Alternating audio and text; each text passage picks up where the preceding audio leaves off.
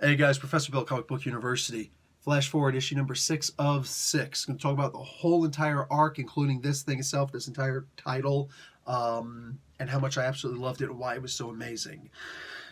Yes, and I'm going to go back and I'm going to course correct a couple things I said in previous reviews. Also, I'm really hoping to just get this out of the way because I really want to see what a lot of other people are saying, and I don't want to look at their stuff until this is finished. So once I finish this, it might take a little while for me to upload it because I'm going to be going right away and start checking some people out. Actually, I got to go with my kids from school pretty soon, but you get what I'm saying, right?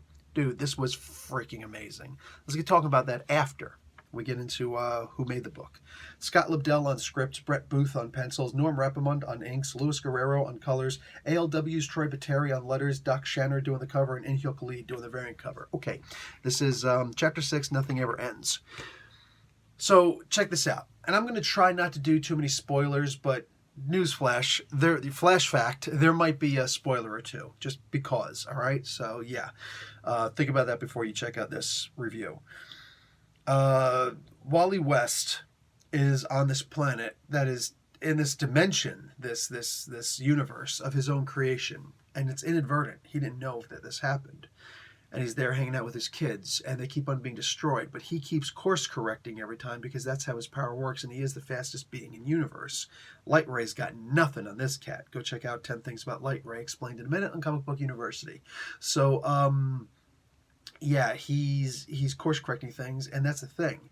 Nobody else has had the problems that this guy's had. Barry Allen doesn't have half the problems that this guy's got. You know what I'm saying? Barry Allen could be like, I got 99 problems, but a B ain't one. This dude, Wally West has all those problems and then some. All right? Like, Jay-Z's got nothing on this cat. He's got all the problems in the world, and he can't let go. He can't just let go. And I really look at this almost like a class warfare kind of thing. Why? Because Wally's not responsible for any of this. He's not. Oh, yes. He has to handle things because he inadvertently created a universe where his kids are being, and it's going to destroy everything in existence. But he didn't do this. It's not his fault. The events, the circumstances that happened that caused this. Besides the fact that he wasn't aware of any of it. He's not on the Justice League. He's not out there. He wasn't involved in the freaking Dark Universe stuff.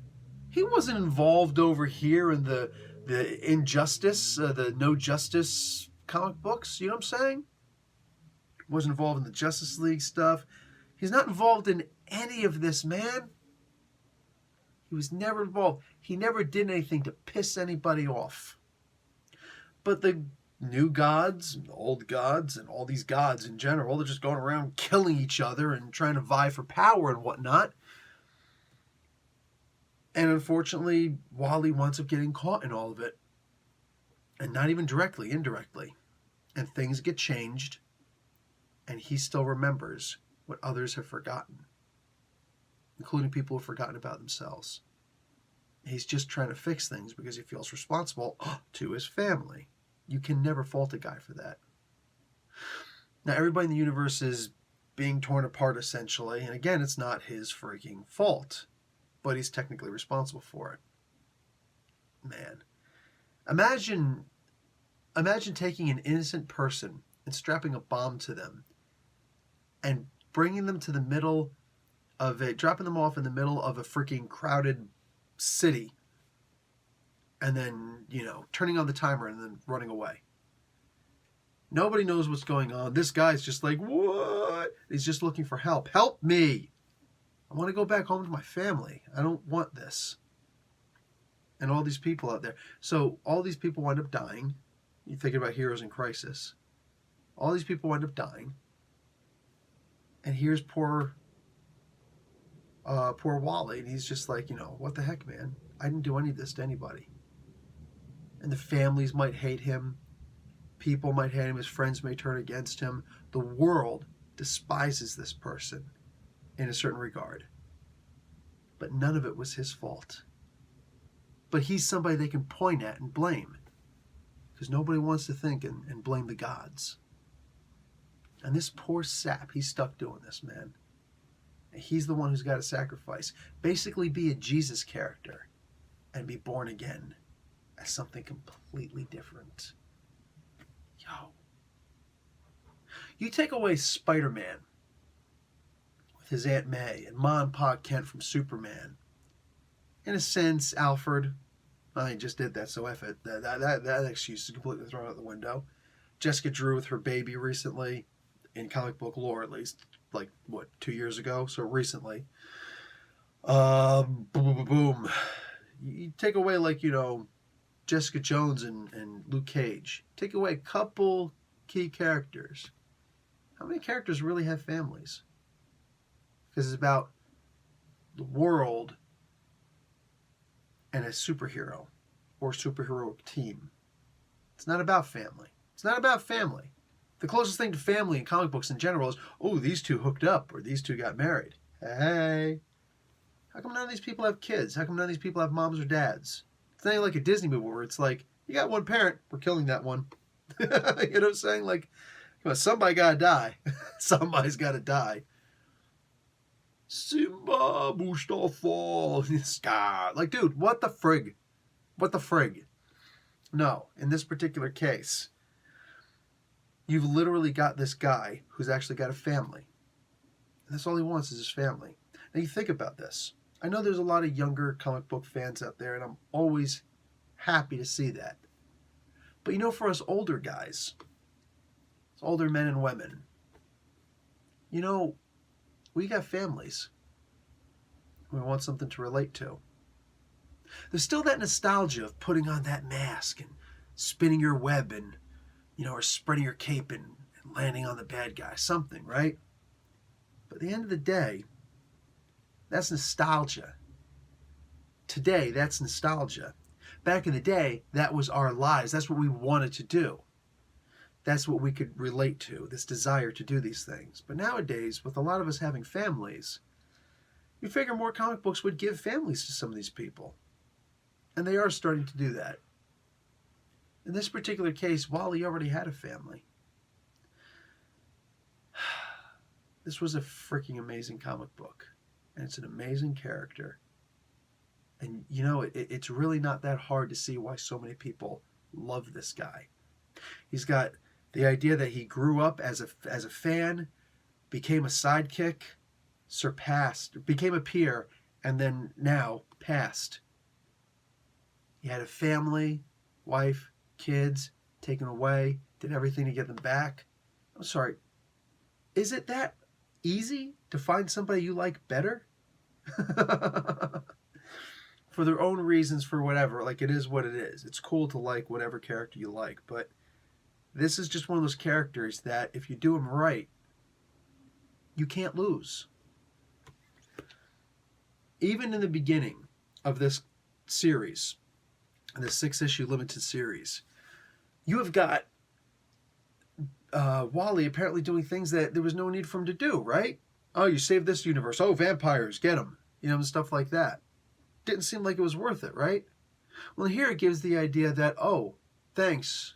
Like it helped me build my confidence or something, I'm going to look at it as something else. Tempest Fugonaut ain't as fast as Barry. As fast as Wally. Probably not as fast as Barry either. Hell, Sideways was able to teleport and get away from this cat. So, he ain't running after freaking Wally West. That's not happening, all right? And when push comes to shove, the only way that he was going to be able to convince Wally to do what he needed to do was to talk with him and make him trust him. And he did that. He did just that. And by doing that, that's how he was able to convince him 6 issues later. So this is what you actually need to do, bud. I'm sorry. And you shouldn't have to. But you're going to be the hero to every single living being. Not just in this universe. In every multiverse aspect possible. Wow. Wow. This was fantastic. It was supposed to be a redemption story, and yet somehow wound up being more than that. So now, what's going to happen in the future with this character? We're going to see Wally again in Flash number 750. I don't think they're going to keep that. I think they're going to do much like Wonder Woman. They're going to go back to the regular, numbering. But legacy number being what it is, yeah, sure.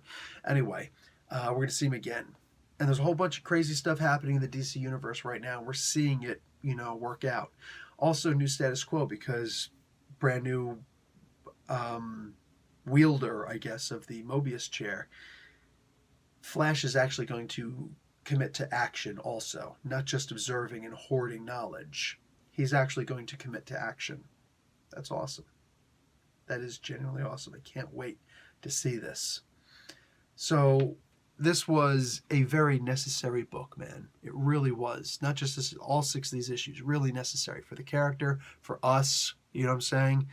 I guess it's kind of like a way for us to heal after what was done in the Heroes in Crisis book, because that was not good. That was not good. And we've discussed that. But you know what, honestly, I'm going to say that in many ways, this comic book, this 6-issue limited series, it does something that most stories don't. It actually erases something. It fixes something. It heals something, and in a very organic way. Wow. I'm actually okay with Heroes in Crisis after reading this. That is something. That's something I never thought, never imagined possible. Here I am, genuinely believing that.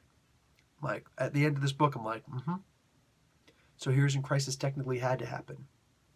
Because whatever damage you did to these other heroes, you're about to do far worse and kill every single living being. And none of it's your fault. But you've got to be the martyr. Yeah, it's really freaking sad. Genuinely freaking sad. So yeah, I'm looking forward to seeing what happens next. Already a huge fan of The Flash. Can't wait to see, the Flash comic book. Can't wait to see what's going to happen from this point on, because wow and wow. And I'm out. Professor Bill, Comic Book University. Class dismissed.